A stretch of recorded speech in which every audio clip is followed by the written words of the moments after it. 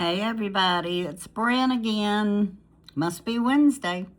For those of you who just joined us, I try to put up a video every Wednesday and I talk about all the towns around where I live here over in the coastal area of North Carolina. And my life. I've been talking about my life because you need a subject you know something about. And I know about my life.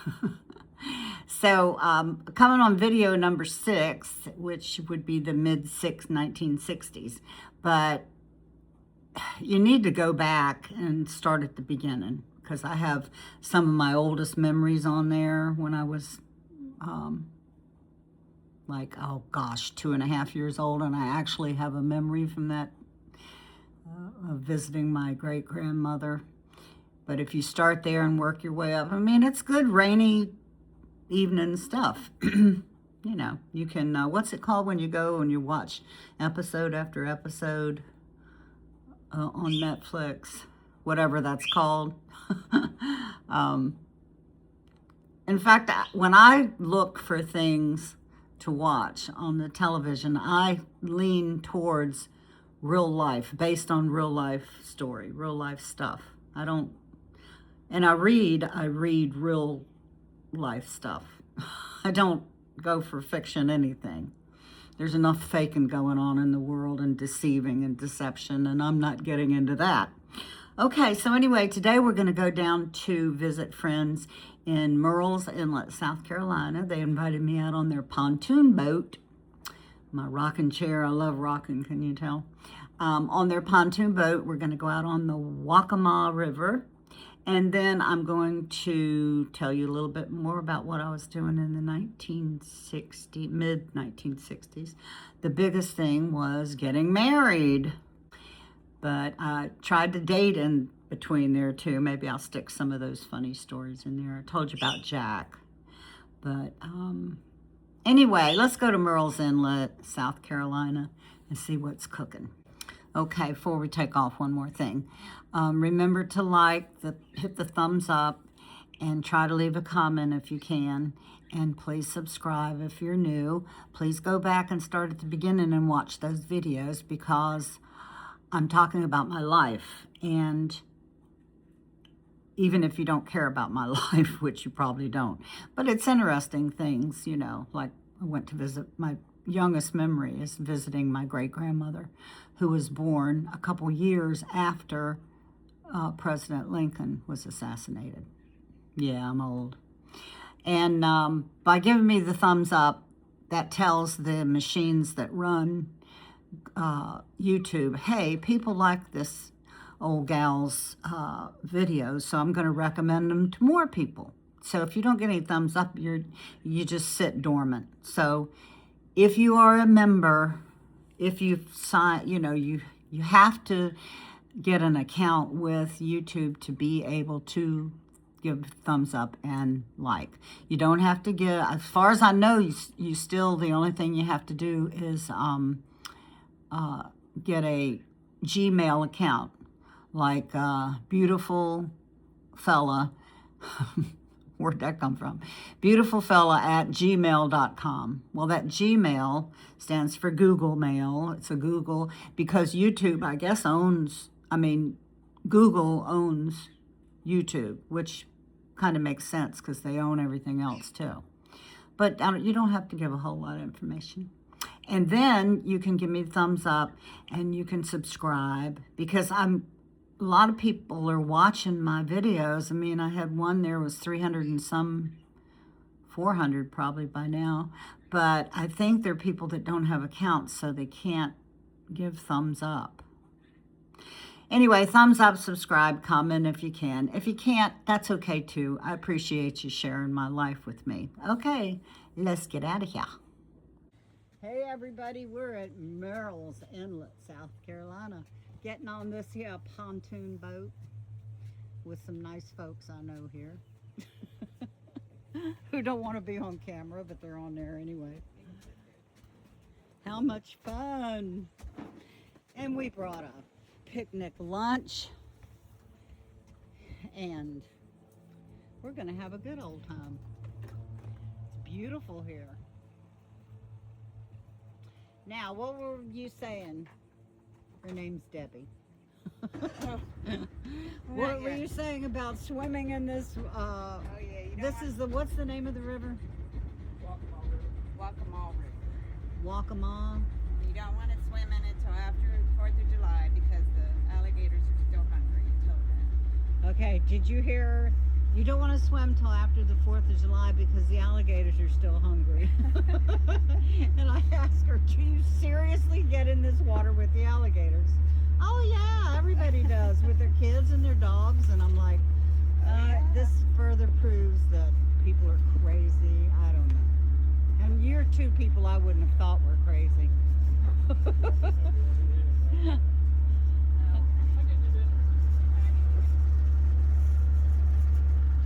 So we're hoping for the best and no rain. Waccamaw. Wow, what's that boat there? They live on it. Oh, really? Ooh, that's a houseboat people live on. Sweet.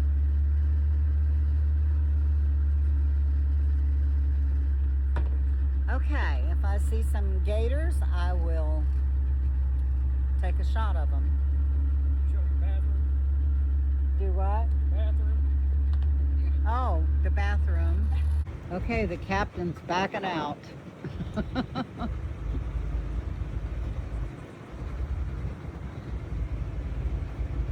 Steel Magnolia. I don't like that name. That's a nice boat. Well, I mean, because I am a Steel Magnolia, thanks to Belle. You know, Oh yeah. I thought, I don't want to be, that's a name I don't care about. That's what that means. Oh, okay. That movie? Yeah. Oh yeah. Is this where the gators live back in there mostly? That's what they make you think on the in the movies. That's where they kind of hide back in there. Yeah. Oh, this is great fun, y'all. It's so nice to get out of Charlotte. I love Charlotte, but it's still fun to get out of Charlotte. And these two folks here are water babies. I'm not. I'm a mountain girl, but I'm making the best of a good situation. Oh, that's a big boat there. Stepping out of your comfort zone. Yeah. They're in a mountain inside. This is a really nice marina. Yeah. Picture was the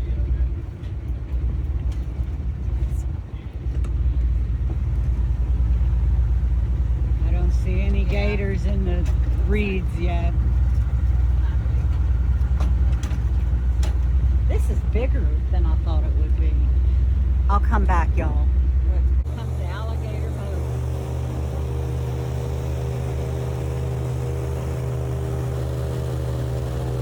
They're out hunting gators to get a ticket.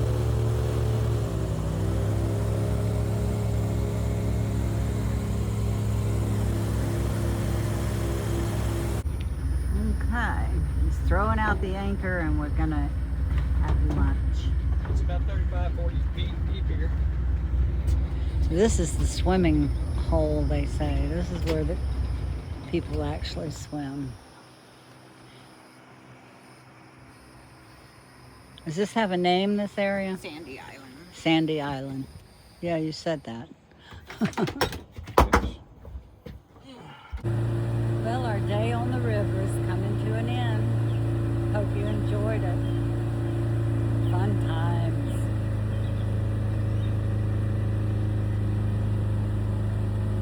Bye. Okay, everybody. That was a fun trip to Murrell's Inlet, South Carolina. Hope you enjoyed that. It was pretty neat. We passed like a island. I forget what they said the name of the island was. But that's people that live on that island have to take the boat over to the mainland. And there's also another place. It might have, I don't know if it was the same place or not, but all the wild boars living on that, maybe that was another island. We passed some alligators, but I could, when you're going in the boat and trying to focus in, you know, with an iPhone, forget about it. But anyway, that was a lot of fun. And anyway, I want to continue on. Last I left off when President Kennedy had been assassinated. And I had put a video up, and I said, titled that video, I had the word MURDR in it, and the algorithms wouldn't play it, and it just sat dormant for a long time. So I had to go in and fix that so it wouldn't get that word off the title. And I also say that word in the video, but I couldn't fix that. It is what it is. I don't know. With all the crap that YouTube allows, I mean, it's not like it's a lie. Anyway, moving right along.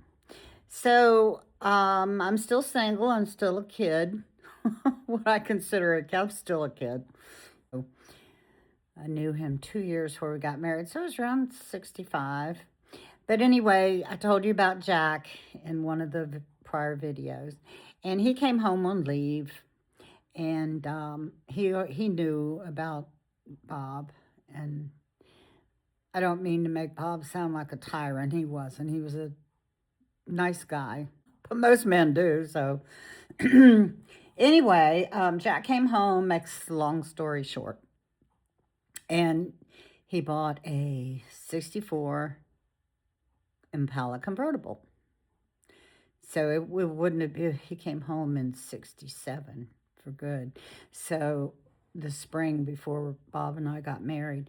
But he bought that car, and he came by my mom's house, and I was on the porch, and he said, come on down, go for a ride in my new car. Well, of course I was. He was my friend, and, you know, my kind of luck. Go out there and jump in the car. It was a beautiful car. And burgundy, I think the color was. Anyway, and he had the top down on it. He always bought convertibles. And we were riding, and somehow, I don't know, it must have been a day Bob was off of work and he decided to come by or something. He always showed up when you least expect it. And somebody said she's with Jack. He got a new car and asked her to go for a ride. So he came out looking, and he caught up with us down at the foot of the hill on it's called Carlin Springs Road.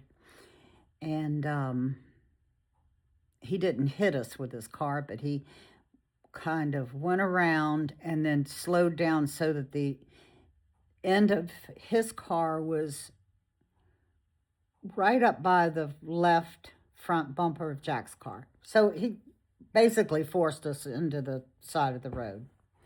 And there wasn't a shoulder, so we had to go up on the curb, and there was a creek there and whatever. And he was just about to have a fit because I was going for a ride, but that was Bob.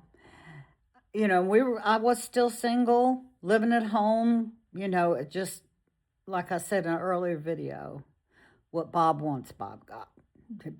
What Bob wants, Bob gets. Remember that song? Whatever Lola wants, Lola gets. So anyway, he forced us over, opened up that door and grabbed my arm and pulled me out of that car. And Jack was trying to say, leave her alone or something like that. And he said, you say one more word and I'm going to mash your mouth or something like that. I said, Jack, just forget about it. I'm sorry. Your car's beautiful. So I got into Bob's car, and I don't even remember where we went or what happened. But I do remember him saying, we're supposed to get married and you're out running around with another guy. And I said, I'm not running around with him. He's my friend. He's been my friend ever since we moved here, like 6-7 years ago. Well, he didn't want to hear that. So anyway, Bob and I didn't know, but Bob had gone to my dad already and asked if we could get married. And my dad said she's not marrying nobody until she gets her high school diploma. And I think I was going in or coming out of 10th grade, going into 11th grade. That September, I would have been going into 11th grade. So I had 2 years to go. And I was like, oh my gosh, 2 years. And I would meet fellas. I mean, I was young. I wanted to do what young people do. And I couldn't date anyone. I couldn't go anywhere. I would try and he would show up. And so, anyway, I was sitting on the front porch with my mom. We were snapping green beans. And I said, Mom, Bob what here? Let me tell you, set it up what happened. Me and my girlfriend Birdie, this would have been 66. We rode the bus. The bus stopped right out on the corner of our house, my mom and dad's home where I was still living.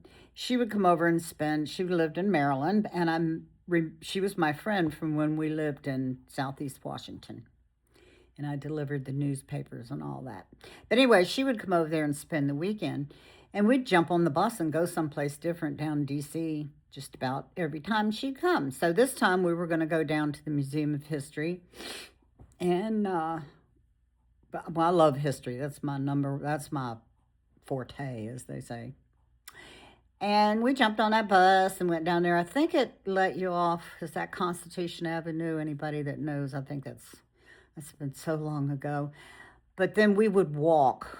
All of the museums are right there together. The Smithsonian's and the Museum of History Technology and just everything. And you could just spend the whole day down there and have a wonderful time.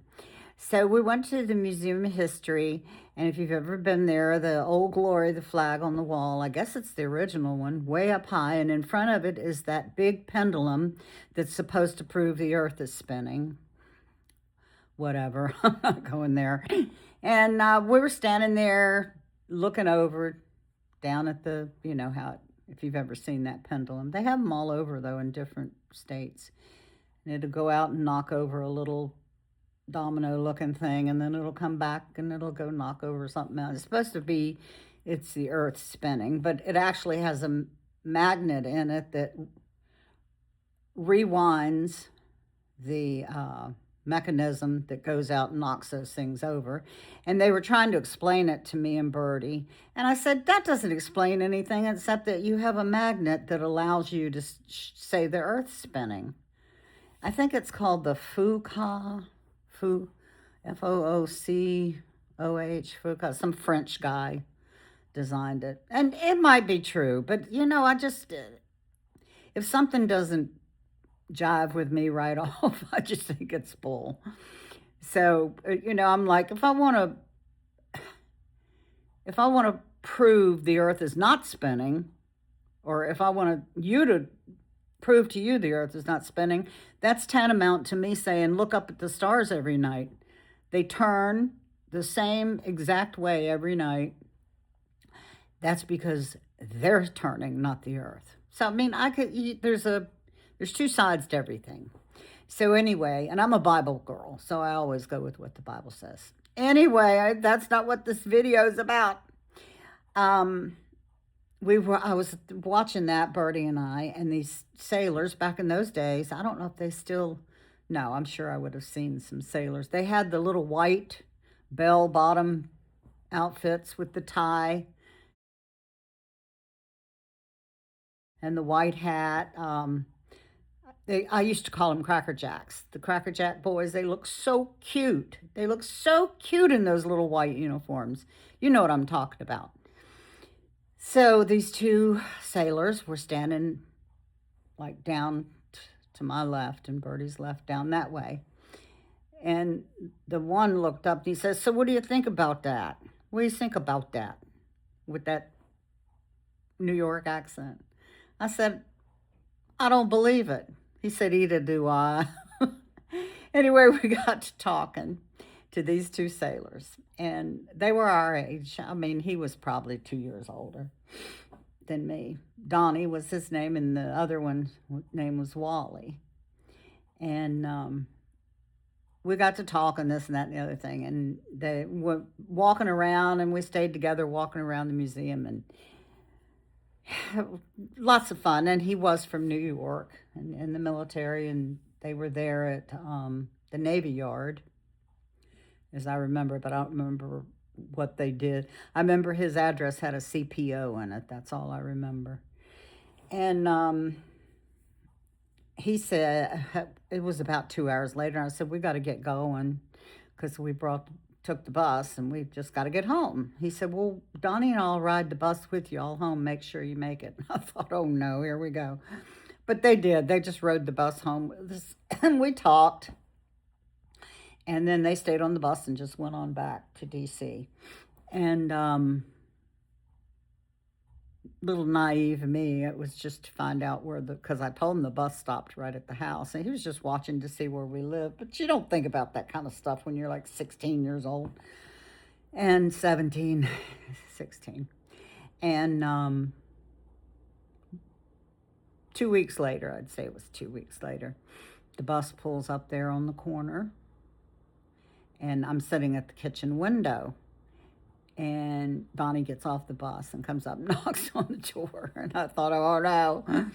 And luckily, Daddy wasn't there. He'd have had a fit. So I went out and sitting out on the porch with him, and everything was fine. And Bob did not show up. And he said, Wally likes Birdie. How about if we come over and we go to the movies or we do something?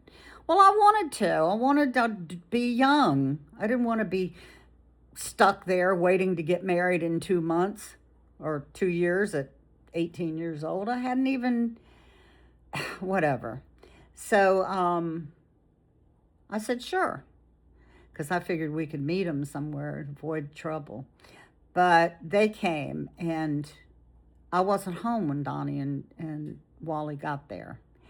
Me and Bertie had gone up to Garfinkel's. Remember Garfinkel's store, department store? We'd gone up there. Those days you walked, and it was probably up 7 Corners is where it was. I don't know. It's probably 2 miles up, 2 miles back, and we walked. But when we got there, Mom said, there's a boy named Donnie down in the basement waiting for you. And I thought, uh-oh, that must mean Daddy's on his way home. Mama put him in the basement. And he was down there with my brother Ron, and they were, you know how you flip cards, and you flip, like they'd put a quarter down, and you flip the cards, and then whoever flips the head card gets all the cards that's under him and the quarter, something like that, I don't know. But him and Donnie were down there playing that. And Bob shows up out of nowhere then. Oh my goodness. Then my dad shows up. Well, I remember Dad saying, I don't believe this. Here's that boy Bob out here squealing wheels and running around the block. I wouldn't even let him come to the door. So he's sitting out there squealing wheels going around the block. Then she's got another one down in the basement. Down there in the basement, gambling with Ron. My dad had a way. And I was like, I had a time trying to grow up, I'll tell you. But anyway, I was sitting on the front porch with Mama. We were breaking big green beans and snapping green beans. And I said, Mama, Bob's driving me crazy. He wants to get married. And this was probably a year later.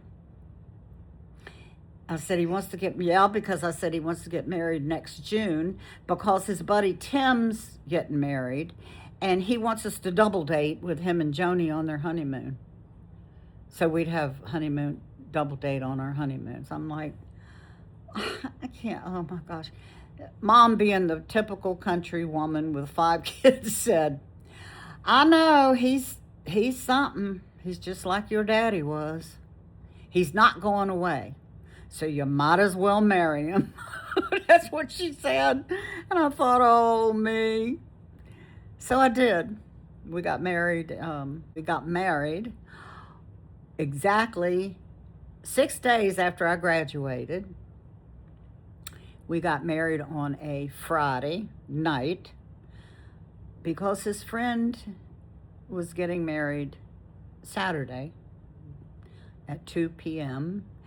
and we had to be married so we could go off, all of us together, on a double date honeymoon.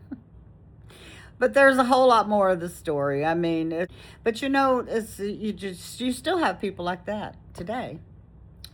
And whatever.